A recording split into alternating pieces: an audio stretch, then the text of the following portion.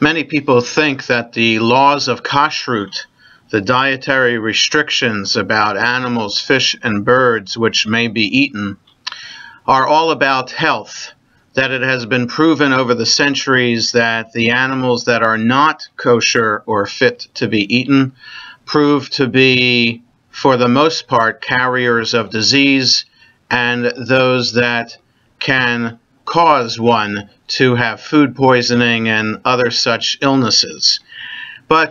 And companies today, food manufacturers today, go out of their way to ensure that their products have a kosher symbol on them, because they think that having that symbol means that their product is healthy and that more people will buy it. It seems that that has proven to be the case.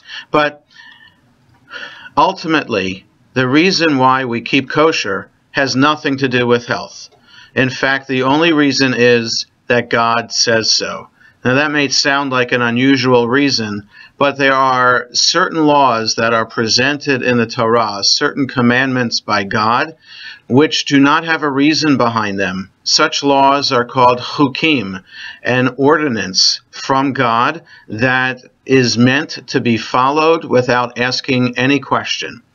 Such is the case with the consumption of birds, animals, and fish. We are told these are the animals that can be eaten, these are the animals that can't. Follow these laws because God is holy, we should be holy. Other laws, such as do not steal or other kind of business relations, have reasons behind them. Those are called mishpatim.